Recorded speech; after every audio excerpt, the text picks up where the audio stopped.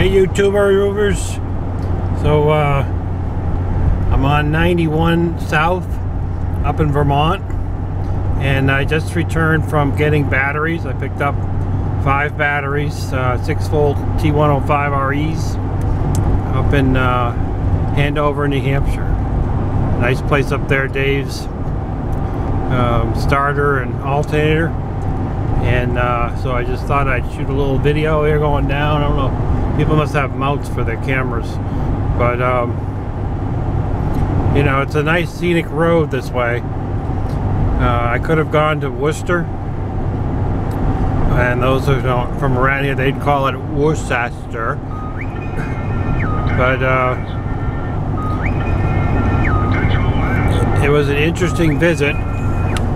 That I got there a little late, so the person ahead of me was also kicking up 6 T105 REs for his solar system and some other stuff, so had to wait. Then a gentleman came in that was trying to modify his system and put on a solar. He built himself a water wheel, and he wanted to put it onto his batteries without putting a diversion load on it, and I think it took me at least an hour explaining to him why he couldn't do that. He just wouldn't understand it, and you know, he knows just barely enough, but he seems pretty smart guy. It's just, you know, this off-grid stuff requires a certain bit of, you know, understanding and willingness to listen to others. And so he had an idea of using a military ambulance alternator that's 24 volts and running his water wheel off of it, and then powering down his system that way, charging his batteries. And he assumed that the regulator built into the alternator would be sufficient enough to you know, regulate his voltage on his bank, and also cut out when it reached its charge. Now, I don't have an answer for that because I'm not into automotives. I would really have to go home and research that. But I was explaining to him about getting like a Xantrex C40 with diversion, and put a couple of heat lamps on it, maybe 3, that would click on and off when battery bank got charged, and he really thought that he could be able to be there to whenever the battery bank got charged, that he could switch it off. But then his generator is free spinning if he just kicks the belt off. I don't know. It was an interesting thing. I could have been in and out of there in 10 minutes, and then I ended up being there for almost 2 hours.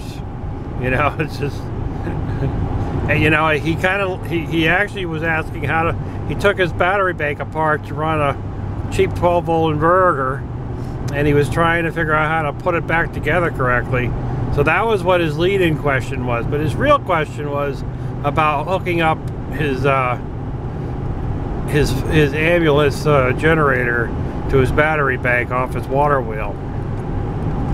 So it was the guy there that was running the shop.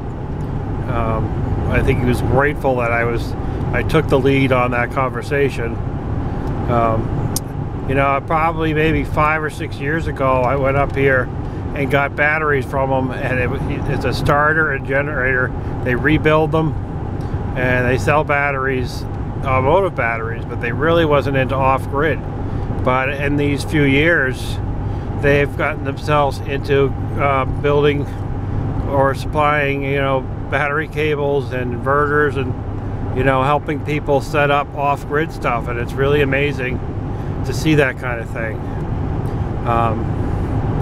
I actually saved probably $200 driving up here and getting my batteries versus going to Worcester, because there's no tax in New Hampshire. Live free or die, they say. And so there's no sales tax. And you know, I had a half a tank of gas, and I just filled up there, So another half tank back home. I'll be home around, you know, 5 o'clock.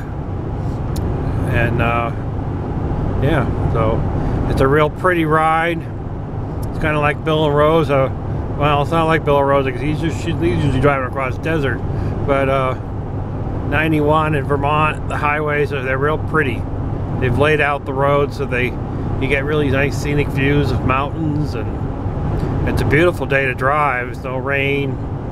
The only thing is the construction slows us down to 50, which is right about now.